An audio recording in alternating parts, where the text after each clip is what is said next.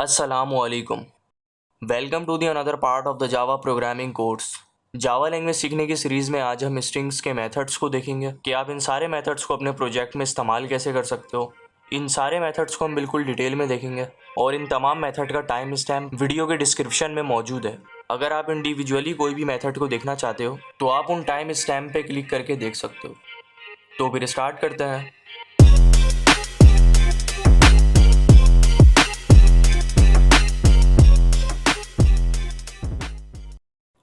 इंटेलिजे ID open करने के बाद यहाँ से एक नई जावा क्लास बना लेते हैं। स्ट्रिंग मेथड्स के नाम से ये क्लास बना लेते हैं और फिर अपना मेन मेथड। सबसे पहले जो हमारे पास मेथड है वो है इंडेक्स ऑफ मेथड। तो यहाँ पे सबसे पहले एक स्ट्रिंग बना लेते हैं। ए नाम से वेरिएबल रख लेते हैं, आप कुछ भी रख सकते हो। और इस स्ट्रिंग के अंदर सपोज मुदब्बिर को असाइन करवा देते हैं और सेमीकोलन। तो इंडेक्स ऑफ मेथड का इस्तेमाल स्ट्रिंग के अंदर इंडेक्स मालूम करने के लिए होता है। जैसे कि हमने पिछले वीडियो में पढ़ा था, जावा लैंग्वेज के अंदर इंडेक्स हमेशा 0 से स्टार्ट होता है, जैसे 0 1 2 3 4। तो इंडेक्स ऑफ मेथड का इस्तेमाल करके आप स्ट्रिंग के अंदर कोई भी कैरेक्टर की इंडेक्स मालूम कर सकते हो। तो यहाँ पे सिंपल साउट कर लेते हैं और ए वेरिएबल है जिसके अंदर हमारी स्ट्रिंग असाइन हुई है। और किसी भी मेथड को कॉल करने के लिए आपको डॉट लगाना होता है और फिर इंडेक्स। तो यहाँ पे आप देख सकते हो इंटेलिजे आईडी हमें खुद गाइड कर रहा है इंडेक्स ऑफ, तो इंटर। अब ये यहाँ पे पूछ रहा है कि आपको स्ट्रिंग के अंदर कौन से कैरेक्टर का इंडेक्स मालूम करना है। तो अभी जैसे हमें बी का मालूम करना है तो आप यहाँ पे बी लिख दोगे, लेकिन ख्याल रहे कि इन्वर्टेड कॉमास में लिखो बी। अब अगर हम इसको राइट क्लिक करके रन करें तो रन हो गया और आप देख सकते हो 4 इंडेक्स 0 से स्टार्ट होती है, 0 1 2 3 4। लेकिन अगर फर्ज करो कि हमें अपने स्ट्रिंग के अंदर ये वाले बी का नहीं दूसरे वाले बी का इंडेक्स मालूम करना होगा या इसके आगे वाले बी का इंडेक्स मालूम करना होगा, जैसे यहाँ पे एक बी लिख देते हैं। तो अब आप इसकी इंडेक्स कैसे मालूम करोगे? तो आपको यहाँ पे बताना होगा कि हमें ये वाले बी को नहीं आगे वाले बी के इंडेक्स को मालूम करना है। तो ये चीज़ आप कैसे बताओगे? तो यहाँ पे देखो, जैसे यहाँ तक इंडेक्स आ रहा है 0 1 2 3 4 5, यहाँ तक इंडेक्स आ रहा है 5। तो अब आप यहाँ पे 5 लिख के इसको बता दोगे कि फ्रॉम इंडेक्स की सर्चिंग जो तुम्हें स्टार्ट करनी है वो 5 से करनी है, फ्रॉम इंडेक्स 5। तो अब ये पिछले वाले बी को इग्नोर मारेगा और 5 इंडेक्स से जो बी आ रहा होगा उसका इंडेक्स बताएगा। तो अब अगर राइट क्लिक करके रन करें तो रन होने के बाद ये देखो यहाँ पे इसने 5 ही प्रिंट कर दिया। क्यों? क्योंकि इंडेक्स हमने दी हुई है 5, तो ये इंडेक्स 5 से चेक करेगा। तो 0 1 2 3 4 5 में ऑलरेडी बी है तो इसकी इंडेक्स इसने यहाँ प्रिंट कर दिया 5। लेकिन अगर हम यहाँ पे 6 दे दें, अब रन करें तो अब इसने इंडेक्स दिया है 8, क्योंकि उसके बाद जो बी आ रहा है वो आ रहा है 8 इंडेक्स पे। जैसे देखो 0 1 2 3 4 5 6 7 8, तो इसने 8 प्रिंट कर दिया। तो यानी आपको किसी भी स्ट्रिंग के अंदर कोई भी कैरेक्टर का इंडेक्स मालूम करना होगा तो आप ये इंडेक्स ऑफ मेथड का इस्तेमाल कर सकते हो। इसी तरीके से एक और होता है लास्ट इंडेक्स ऑफ। उसका काम क्या होता है वो देख लेते हैं। इसको कमेंट कर देते हैं और यहाँ पे सिंपल प्रिंट करवा देते हैं और ये अपना वेरिएबल स्ट्रिंग का डॉट मेथड को कॉल करने के लिए और लास्ट LAST। देखो यहाँ पे इंटेलिजे आईडी हमें खुद गाइड कर रहा है लास्ट इंडेक्स ऑफ, इंटर। इस मेथड का क्या काम है और ये किस तरीके से डिफरेंट है इंडेक्स ऑफ मेथड से। अगर हम यहाँ पे भी सिंपल बी को ही एग्जाम्पल ले लें और अब अगर आप रन करो तो ये आउटपुट में देगा 8। सवाल ये पैदा होता है कि इसने ये वाले बी का इंडेक्स क्यों नहीं दिया, क्योंकि भाई ये लास्ट इंडेक्स ऑफ मेथड हमेशा लास्ट से सर्चिंग करना स्टार्ट करता है। तो इसने जब लास्ट से सर्चिंग करना स्टार्ट किया तो यहाँ पे ऑलरेडी बी मौजूद था, तो इसका इंडेक्स आएगा 0 1 2 3 4 5 6 7 8। तो इसने 8 प्रिंट कर दिया। इंडेक्स की काउंटिंग तो हमेशा लेफ्ट हैंड साइड से ही शुरू होगी, 0 1 2 3 इस तरीके से। लेकिन लास्ट इंडेक्स ऑफ मेथड में इंडेक्स की सर्चिंग का डिफरेंस है कि ये लास्ट इंडेक्स ऑफ मेथड हमेशा लास्ट से सर्चिंग करना स्टार्ट करता है। लेकिन अगर हमें लास्ट इंडेक्स ऑफ मेथड का इस्तेमाल करके ये वाला भी मालूम करना होगा तब हम कैसे मालूम करेंगे? तो इस मेथड में भी आपको सिंपल यहाँ पे कॉमा डाल के बताना होगा कि हमें 5 इंडेक्स के अंदर ही बी को निकाल के दो। तो आपको यहाँ पे 5 इंडेक्स देना होगा फ्रॉम इंडेक्स। तो अब ये 5 इंडेक्स के अंदर जो बी है उसको प्रिंट करेगा।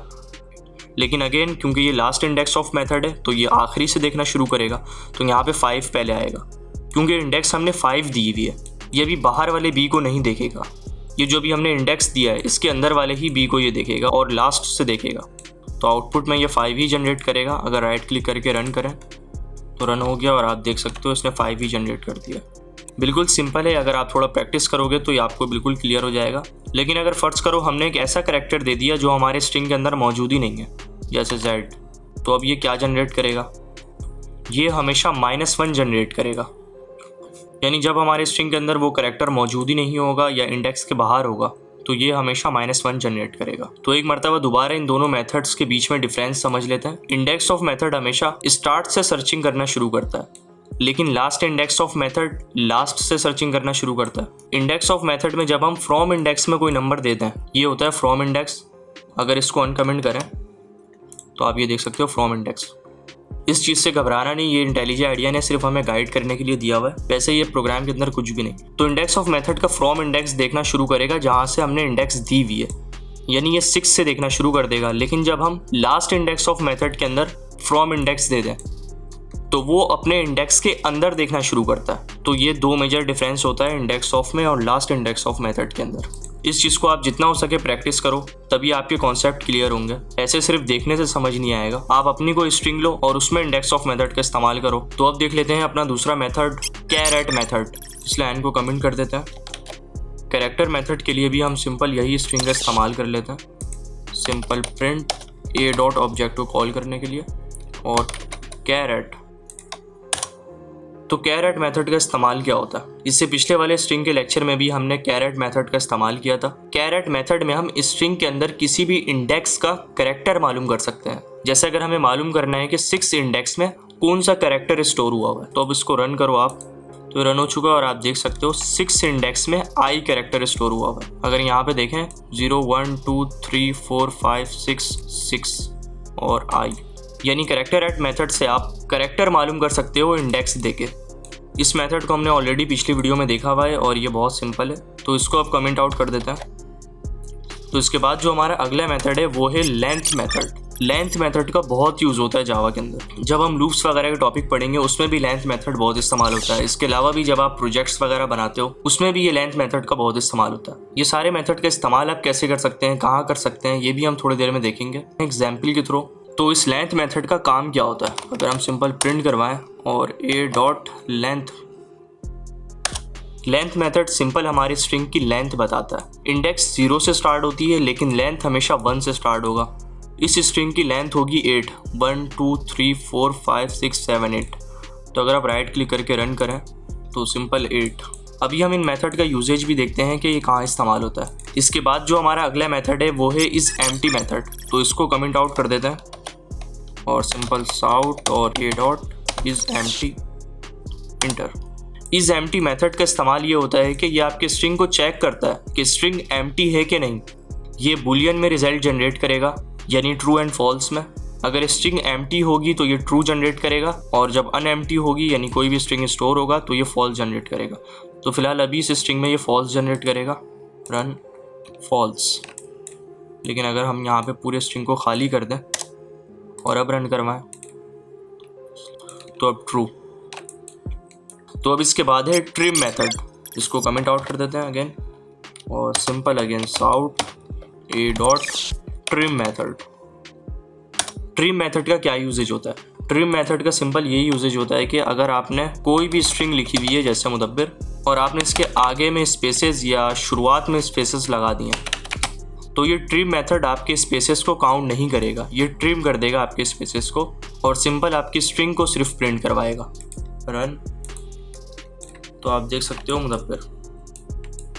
लेकिन एक चीज़ समझने वाली ये है कि अगर आपने इसके बीच में स्ट्रिंग के बीच में स्पेसेस दिए हुए होंगे तब ये बीच वाले स्पेसेस को ट्रिम नहीं करवाएगा।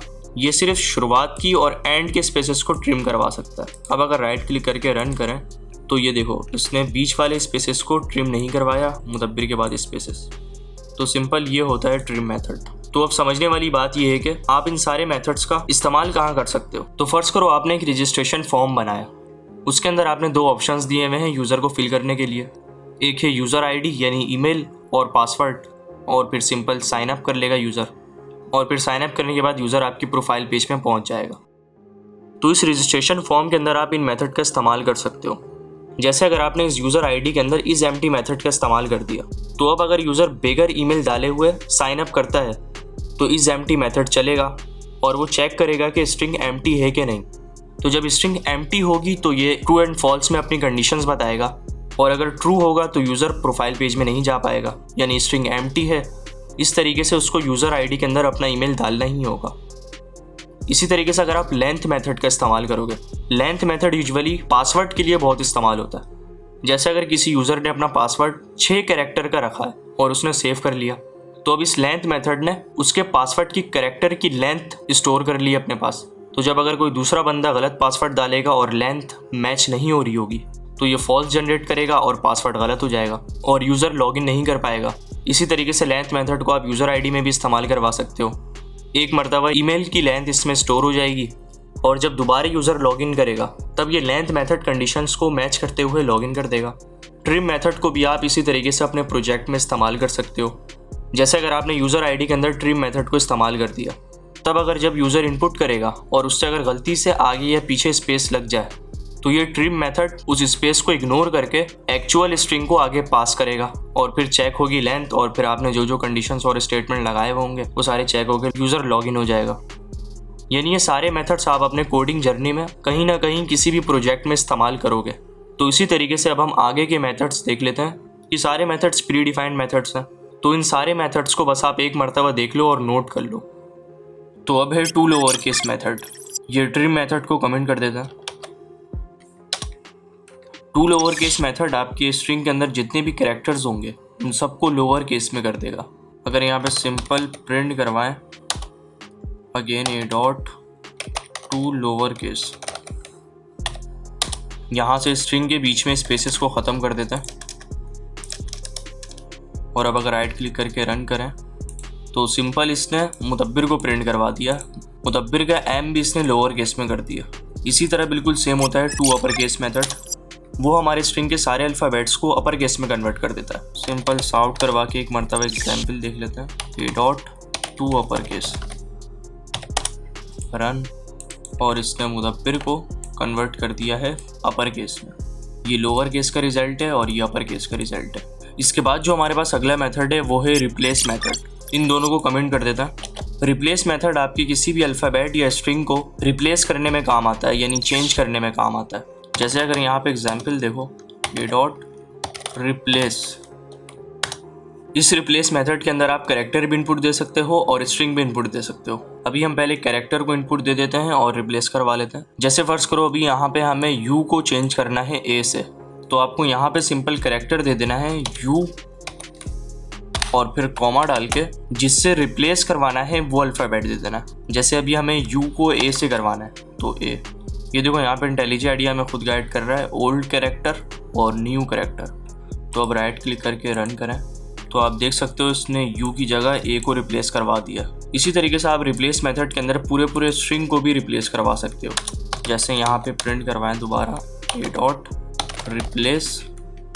अब यहाँ पे आप पूरी स्ट्रिंग भी दे सकते हो, लेकिन जब आप स्ट्रिंग दोगे तो ये एक अलग मेथड कॉल करेगा। और स्ट्रिंग देने के लिए आपको पता है हम डबल कोटेशन का यूज़ करते हैं।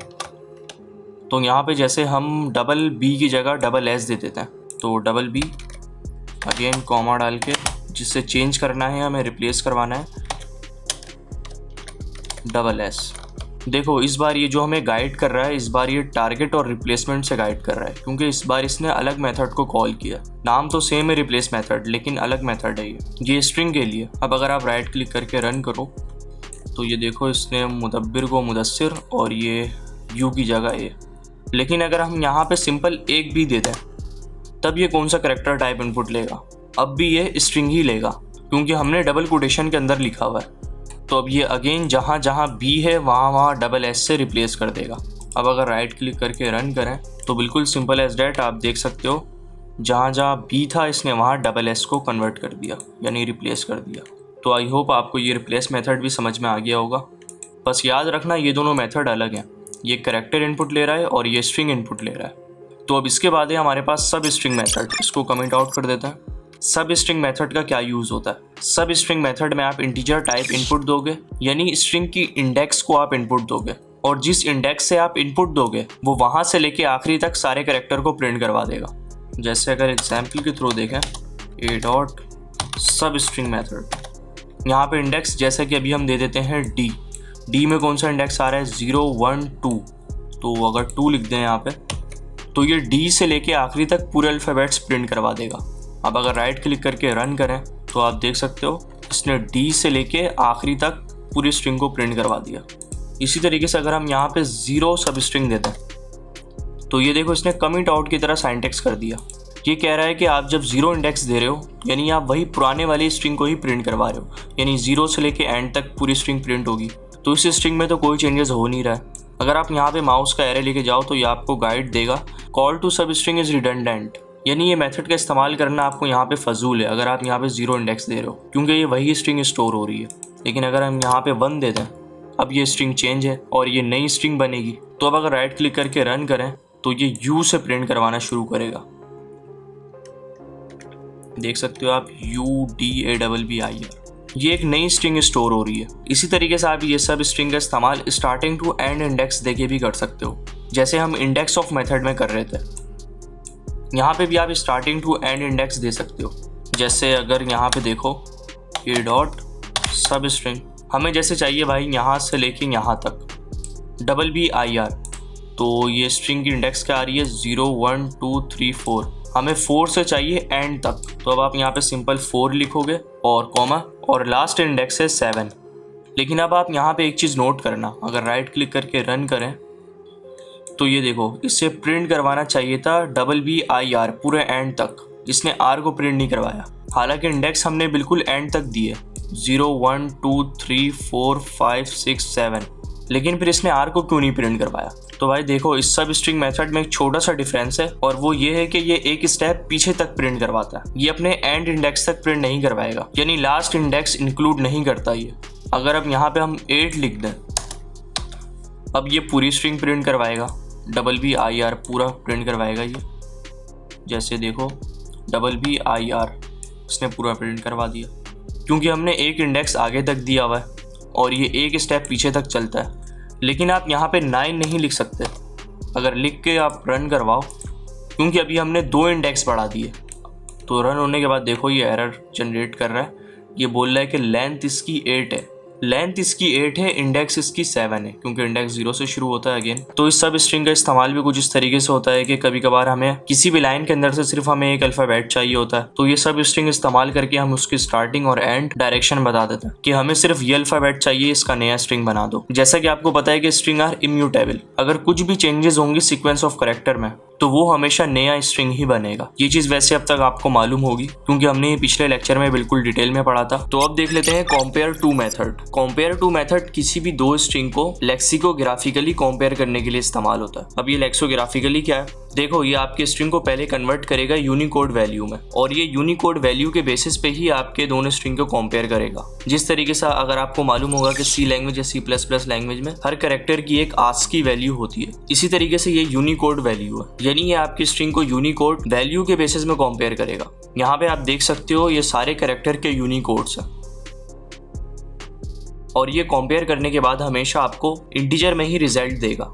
देखो इस कंपेयर टू मेथड का इस्तेमाल करके आप ये मालूम कर सकते हो कि कौन सी स्ट्रिंग बड़ी है, कौन सी स्ट्रिंग बराबर है और कौन सी स्ट्रिंग छोटी है। अगर जो रिटर्न करने वाला इंटीजर है वो 0 होगा, यानी तब दोनों स्ट्रिंग बराबर है, और अगर स्ट्रिंग 1 बड़ा होगा और स्ट्रिंग 2 छोटा होगा तो पॉजिटिव में ये रिजल्ट जनरेट करेगा। लेकिन अगर S1 छोटा हुआ और S2 बड़ा हुआ, यहाँ S1 और S2 से मुराद स्ट्रिंग 1 और स्ट्रिंग 2 है जिनके दरमियान आप कंपेयर करवाओगे। अगर S1 छोटा हुआ तो ये नेगेटिव में वैल्यू जनरेट करेगा। तो इस मेथड को भी अब हम एग्जाम्पल की मदद से समझ लेते हैं, और ये सब स्ट्रिंग मेथड को कमेंट आउट कर देते हैं, सिंपल प्रिंट। और यहाँ पे जैसे हमारे पास स्ट्रिंग असाइन हुई है A के अंदर, इसको समझने के लिए अभी फ़िलहाल S1 दे देते हैं, और इसके अंदर स्ट्रिंग है मुदब्बिर। इसी तरीके से एक और स्ट्रिंग बना लेते हैं S2 नाम से, और इसके अंदर भी सिंपल मुदब्बिर ही स्ट्रिंग रख लेते हैं, सेमीकोलन। देखो अभी ये दोनों स्ट्रिंग के कैरेक्टर्स बिल्कुल सेम है। यहाँ से इन सारे कमेंट लाइन को बंद कर देते हैं ताकि हमारा फोकस सिर्फ अब इस पे रहे। अब अगर हम S1 को कंपेयर करवाएं S2 से, तो S1 डॉट कंपेयर और S2, तो अभी जैसा कि ये दोनों स्ट्रिंग बिल्कुल सेम है तो अभी इसको 0 जनरेट करना चाहिए। तो आप देख सकते हो 0, क्योंकि ये दोनों स्ट्रिंग सेम थी। लेकिन अगर हम यहाँ पे M को स्मॉल कर दें, अब ये दोनों स्ट्रिंग चेंज है, तो अब ये यूनिकोड के हिसाब से देखिएगा। तो इसने सबसे पहला कैरेक्टर देखा M का यूनिकोड 77 होता है। इसी तरीके से स्मॉल m का यूनिकोड 109 होता है। तो अब ये इन दोनों स्ट्रिंग को कंपेयर करने के लिए माइनस करवाएगा। S1 माइनस होगा S2 से, क्योंकि हमने कंपेयर करवाया हुआ है S1 को S2 से। तो अगर 77 माइनस होगा 109 से तो इसका रिजल्ट आना चाहिए -32। और जब -32 आएगा यानी ये स्ट्रिंग बड़ा है, क्योंकि नेगेटिव में वैल्यू आएगी। अगर आप यहाँ पे सिंपल कंपेयर टू पे लाके एरो रखो तो इंटेलिजेंट आईडी आपको गाइड भी करेगा। ये देखो कंपेयर टू स्ट्रिंग लेक्सिकोग्राफिकली, मतलब ये दोनों स्ट्रिंग को लेक्सिकोग्राफिकली चेक कर रहा है। आप इसको रीड करके भी देख सकते हो कि और क्या चीज़ें इसने बताई भी हैं। तो अब अगर राइट क्लिक करके रन करें तो ये देखो रन होने के बाद इसने -32 ही जनरेट किया। लेकिन अगर हमें ये लोअर केस और अपर केस को इग्नोर करना होगा तब आप इसी कंपेयर मेथड का एक और मेथड है compare to ignore case method, आप उसका इस्तेमाल कर सकते हो। जैसे अगर यहाँ पे देखें पल्स आउट S1 compare to ignore case method और दूसरी स्ट्रिंग S2, यहाँ से फुल स्क्रीन कर लेते हैं। अब अगर रन करें तो ये अपर केस और लोअर केस को इग्नोर मारेगा। ये बस आपके कैरेक्टर्स को देखेगा कि ये सेम है कि नहीं। तो आप देख सकते हो कैरेक्टर्स बिल्कुल सेम है, तो इसने 0 रिजल्ट दे दिया और ये कंपेयर टू मेथड का रिजल्ट है। यानी अगर आपको केस को इग्नोर करना हुआ कि अपर केस हो या लोअर केस हो तब आप इस इग्नोर मेथड का भी इस्तेमाल कर सकते हो। तो अभी कंपेयर टू को ही सही से समझते हैं, इसको कमेंट आउट कर देना। तो अब अगर एक और एग्जाम्पल देखें और यहाँ पे हम कैरेक्टर्स को बढ़ा दें स्ट्रिंग के अंदर, जैसे पूरा नाम लिख दें और इसको अभी सिंपल M ही कर देते हैं। तो अब ये कंपेयर मेथड किस तरीके से रिजल्ट जनरेट करेगा। देखो यहाँ तक तो कैरेक्टर बिल्कुल सेम है, लेकिन यहाँ 4 कैरेक्टर एक्स्ट्रा हैं। तो ये जब इन दोनों स्ट्रिंग को कंपेयर करेगा तब S1 माइनस होगा S2 से, तो यहाँ तक तो देखो 0 ही आएगा। तो S1 के अंदर 0 स्टोर होगा और फिर माइनस, और क्योंकि आखिरी में हमारे पास 4 कैरेक्टर एक्स्ट्रा हैं तो यहाँ सिंपल 4 आ जाएगा S2 के अंदर। अगर रन करवा के देखो आप तो ये देखो इसने -4 जनरेट कर दिया। यानी जहाँ तक कैरेक्टर सेम थे वहाँ तक तो 0 वैल्यू आएगी और जितने कैरेक्टर एक्स्ट्रा होंगे उतना माइनस में वैल्यू आ जाएगी। अगर यहाँ पे एक और M डाल दें तो अब आना चाहिए इसको -5, तो ये देखो -5 ही आया। मतलब सिंपल है, जितने स्ट्रिंग में एक्स्ट्रा कैरेक्टर्स होंगे उतना इंटीजर रिजल्ट आएगा। लेकिन अगर आप यहाँ पे नोट करें तो ये नेगेटिव में आ रहा है, क्योंकि हमने यहाँ S1 को कंपेयर करवाया हुआ है S2 से। अगर हम S2 को कंपेयर करवाएं S1 से तब ये पॉजिटिव में आ जाएगा। ये देखो अब 5 में आ गया। पॉजिटिव में इसलिए आया क्योंकि S2 में है एक्स्ट्रा कैरेक्टर 5। इसी तरीके से एक और एग्जाम्पल देखो, अगर हम यहाँ पे स्ट्रिंग के अंदर एक नंबर डाल दें जैसे 8 और यहाँ पे भी नंबर डाल देते हैं जैसे 4 और S1 को ही कंपेयर करवा लेते हैं S2 से। अब ये 4 आउटपुट जनरेट करेगा, क्योंकि यहाँ तक स्ट्रिंग बिल्कुल सेम है। तो ये हो गया 0 और S1 में है 8 और S2 में है 4, यानी 8 माइनस 4 तो 4 आएगा। राइट क्लिक करके रन करें तो ये देखो इसने 4 ही जनरेट किया, यानी नंबर को वो नंबर से ही कंपेयर करेगा। इसी तरीके से अगर हम यहाँ R की जगह Q दे दें तो अब आप इसका रिजल्ट खुद बताओ स्क्रीन पॉज करके। तो इसका रिजल्ट आएगा पॉजिटिव में और 1 आएगा। क्यों? क्योंकि R का यूनिकोड होता है 114 और Q का यूनिकोड होता है 113। तो जब ये S1 और S2 को कंपेयर करेगा यानी 114 माइनस होगा 113 से, तो जाहिर है 1 ही आएगा। राइट क्लिक करके रन और ये 1। तो उम्मीद है आपको ये कंपेयर मेथड बिल्कुल डिटेल में समझ में आ गया होगा। इस कंपेयर मेथड को जब तक आप खुद से एक मरतबा प्रैक्टिस करके नहीं देखोगे जब तक आपको ये समझ में नहीं आएगा। इसमें आप अलग अलग स्ट्रिंग को कंपेयर करवाओ, आपके सारे कन्फ्यूजन्स खुद ब खुद ही क्लियर होंगे। इस मेथड का यूज़ हम अक्सर स्ट्रिंग की सॉर्टिंग करने के लिए इस्तेमाल करते हैं और इस मेथड से हम ये भी मालूम कर सकते हैं कि कौन सा स्ट्रिंग बड़ा है कौन सा स्ट्रिंग छोटा है। आखिरी एग्जाम्पल देखो, अगर हम यहाँ पे पूरी स्ट्रिंग ही चेंज कर दें, जैसे कोई भी नाम लिख दो उबैद, तो अब ये स्ट्रिंग के फर्स्ट कैरेक्टर के यूनिकोड वैल्यू से चेक करेगा। तो कैपिटल M का यूनिकोड होता है 77 और स्मॉल u का यूनिकोड होता है 117। तो अब आप 77 को सिंपल माइनस करवा दो 117 से, जो आंसर आएगा वो रिजल्ट होगा। -40 आंसर आना चाहिए। राइट क्लिक करके रन और ये आ गया -40। यानी जब बिल्कुल अलग स्ट्रिंग होगी तो ये सिर्फ फर्स्ट कैरेक्टर को चेक करेगा। तो आई होप आपको ये कंपेयर टू मेथड भी समझ में आया होगा। अगर कोई भी कंफ्यूजन रहेगा यूँ तो आप कमेंट करके पूछ सकते हो। तो अब देख लेते हैं सब सीक्वेंस मेथड। सब सीक्वेंस मेथड बिल्कुल सब स्ट्रिंग की तरह ही वर्क करता है, लेकिन सब सीक्वेंस मेथड में एक छोटा सा डिफरेंस ये है कि ये फर्स्ट इंडेक्स और लास्ट इंडेक्स दोनों इनपुट लेता है। सब स्ट्रिंग मेथड में हमारे पास चॉइस होती है कि हम सिर्फ फर्स्ट इंडेक्स डालें या फर्स्ट इंडेक्स और लास्ट इंडेक्स दोनों डालें, लेकिन इस सब सीक्वेंस मेथड में आपको दोनों इंडेक्स डालना होगा। सब स्ट्रिंग मेथड में जब हम लास्ट इंडेक्स देते हैं तो उससे एक स्टेप पीछे तक प्रिंट होता है। सब सीक्वेंस में भी बिल्कुल ऐसा ही है। तो यहाँ पे S1 ही स्ट्रिंग को ले लेते हैं, डॉट सब सीक्वेंस मेथड। फर्ज करो हमें A से प्रिंट करवाना है R तक, तो A की इंडेक्स है 0 1 2 3, 3 से लेकर, देखो अभी हम यहाँ पे सिर्फ फर्स्ट इंडेक्स डाल रहे हैं तो ये एरर शो कर रहा है। आपको लास्ट इंडेक्स भी देना होगा, कॉमा। लास्ट इंडेक्स तो वैसे 7 है, लेकिन हमें 8 देना होगा क्योंकि ये एक स्टेप पीछे तक चलता है। ये बात अभी हमने सब स्ट्रिंग के टॉपिक में पढ़ा है। राइट क्लिक करके रन, तो आप देख सकते हो इसने A से लेके R तक पूरा प्रिंट करवा दिया। तो अगले मेथड है अब हमारे पास start with method. Start with method हमेशा स्ट्रिंग इनपुट लेता है और बुलियंस में रिजल्ट जनरेट करता है, यानी ट्रू एंड फॉल्स में। स्टार्ट विथ मेथड में आप सिंपल अपने स्ट्रिंग के स्टार्टिंग कैरेक्टर को चेक करने के लिए डालोगे। अगर वो आपकी स्ट्रिंग से सेम हुआ तो वो ट्रू जनरेट करेगा और अगर अलग हुआ तो फॉल्स। सिंपल साउट। इस बार S2 स्ट्रिंग ले लेते हैं, डॉट स्टार्ट विथ, यहाँ पे स्ट्रिंग डाल देते हैं UB। हमारी स्ट्रिंग भी UB से स्टार्ट हो रही है तो ये जाहिर सी बात है ट्रू जनरेट करेगा। ये देख सकते हो आप, इसने ट्रू जनरेट कर दिया। लेकिन अगर हम U को बड़ा कर दें या कोई भी कैरेक्टर दे दें तो ये फॉल्स जनरेट करेगा। ये केस सेंसिटिव लैंग्वेज है, ये फॉल्स। बिल्कुल सिंपल और इजी हैं ये वाले मेथड, तो इसमें ज़्यादा टाइम नहीं लगाते हैं। और अगला मेथड है अब हमारे पास एंड्स विथ मेथड। वो भी बिल्कुल इसी तरीके से एंड के स्ट्रिंग को मैच करने के लिए होता है। S1 हमारी स्ट्रिंग, डॉट एंड्स विथ। जैसे हमारे S1 के अंदर BIR एंड है, तो अगर हम यहाँ पे BIR को लिखें तो ये ट्रू जनरेट करेगा। ये देखो ट्रू। अगर कुछ और कैरेक्टर डाल दें तो ये फॉल्स जनरेट करेगा। बिल्कुल सिंपल है ये तो। इसके बाद जो अब हमारे पास अगला मेथड है वो है कॉन्केट मेथड। कॉन्केट मेथड किसी भी दो स्ट्रिंग को जोड़ने का काम करता है। जैसा कि हमने स्ट्रिंग के पिछले लेक्चर्स में कॉन्केटिनेशन ऑपरेटर के बारे में पढ़ा था। कॉन्केटिनेशन ऑपरेटर और कॉन्केट मेथड दोनों का बिल्कुल सेम वर्क होता है। या तो आप कॉन्केटिनेशन ऑपरेटर का इस्तेमाल करो या कॉन्केट मेथड का। तो यहाँ पे जैसे देखो, अगर हम कॉन्केटिनेशन ऑपरेटर का इस्तेमाल करें तो प्लस S2 रन, तो अब ये इन दोनों स्ट्रिंग को जोड़ देगा, मुदब्बिर और उबैद आ जाएगा। ये देखो, इसने मुदब्बिर और उबैद दोनों स्ट्रिंग को जोड़ दिया।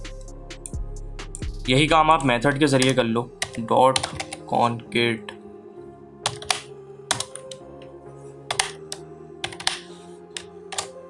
Run, again Mudabbir Ubaid. अच्छा, एक और बात, आप इस कॉन्केट मेथड के अंदर डायरेक्ट स्ट्रिंग भी लिख सकते हो।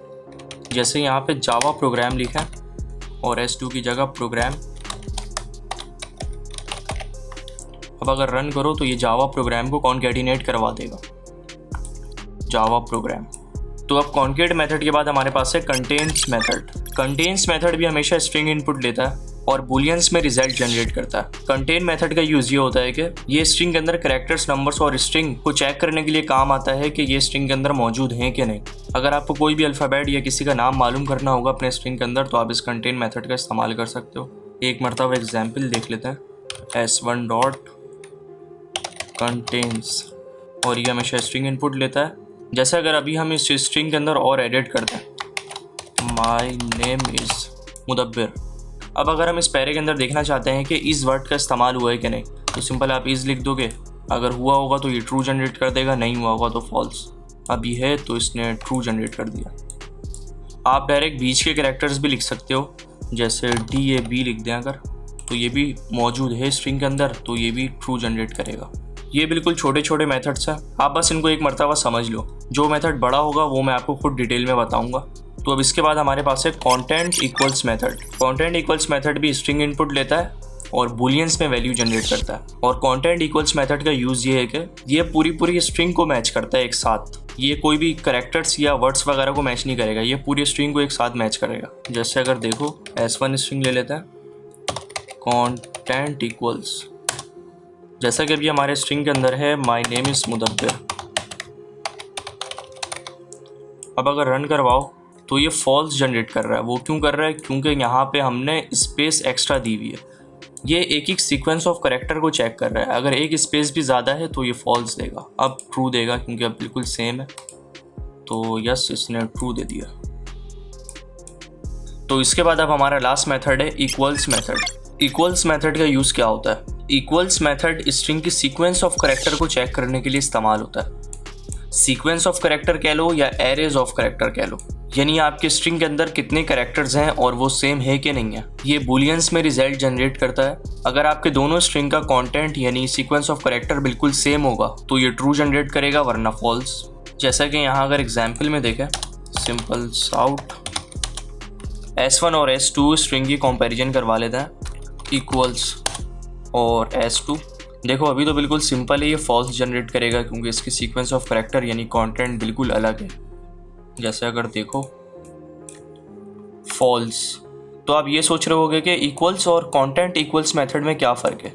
देखो इक्वल्स मेथड हमेशा स्ट्रिंग टाइप को ही कंपेयर करवाता है, वो और स्ट्रिंग टाइप्स को कंपेयर नहीं करवा सकता। अगर करवाएगा भी तो हमेशा फॉल्स जनरेट करेगा, चाहे सीक्वेंस ऑफ करेक्टर सेम ही क्यों ना हो। स्ट्रिंग टाइप से मुराद यानी स्ट्रिंग बफर या स्ट्रिंग बिल्डर, यानी इक्वल्स मेथड हमेशा स्ट्रिंग को ही कंपेयर करवा सकता है।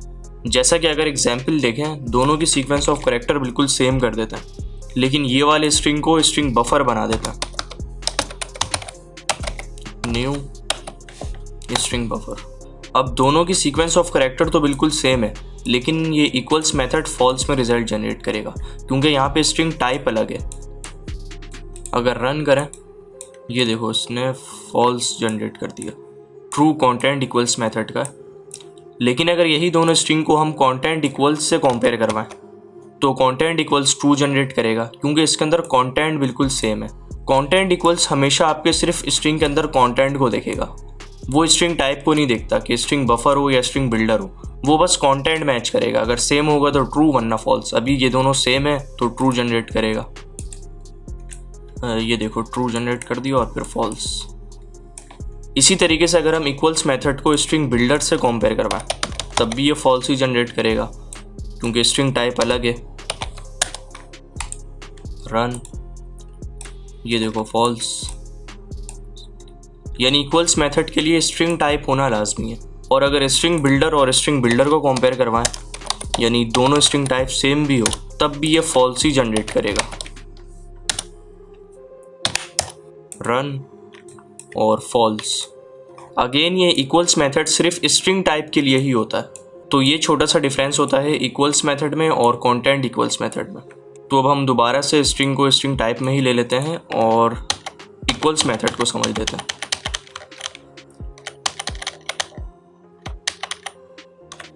अभी इसको कमेंट कर देते हैं, लेकिन अब अगर हम इन दोनों स्ट्रिंग को बिल्कुल सेम कर दें यानी S1 और S2 को बिल्कुल सेम कर दें तो ये जाहिर सी बात है ट्रू जनरेट करेगा, ये आप खुद ही चेक कर लेना।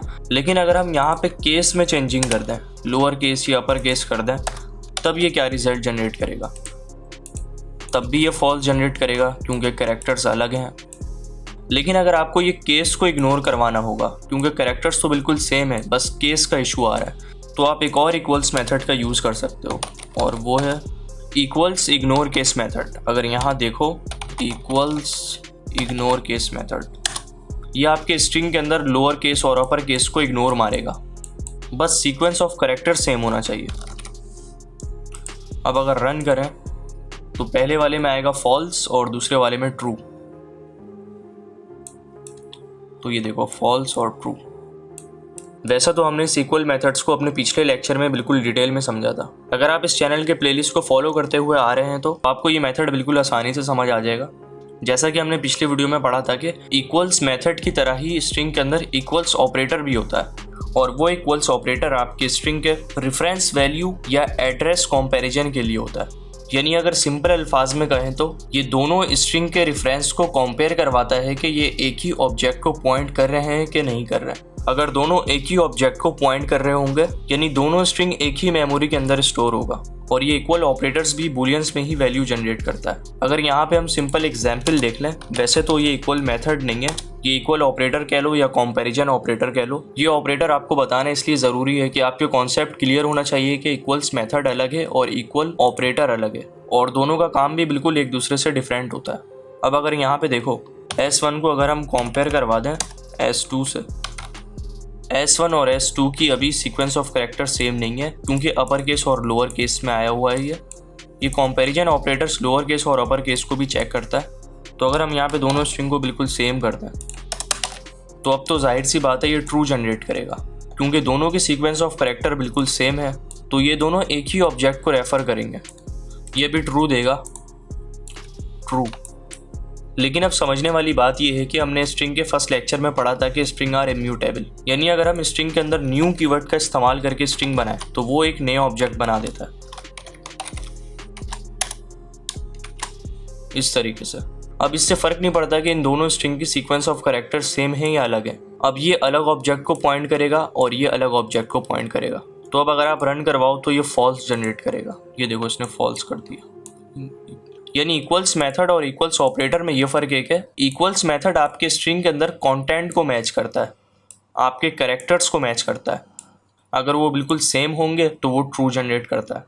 लेकिन इक्वल ऑपरेटर या कंपैरिजन ऑपरेटर आपके ऑब्जेक्ट को पॉइंट करता है और बताता है कि ये दोनों स्ट्रिंग एक ही ऑब्जेक्ट को पॉइंट कर रहे हैं कि नहीं, यानी एक ही मेमोरी की जगह ले रहे हैं कि नहीं। अगर सीक्वेंस ऑफ कैरेक्टर बिल्कुल सेम होगा और न्यू कीवर्ड का इस्तेमाल होकर स्ट्रिंग नहीं बना हुआ होगा तब ये दोनों स्ट्रिंग एक ही ऑब्जेक्ट को पॉइंट करेंगे। लेकिन जिस स्ट्रिंग में न्यू कीवर्ड का इस्तेमाल हो जाए वो हमेशा अलग ऑब्जेक्ट को पॉइंट करेगा, यानी वो अलग ऑब्जेक्ट बनाएगा।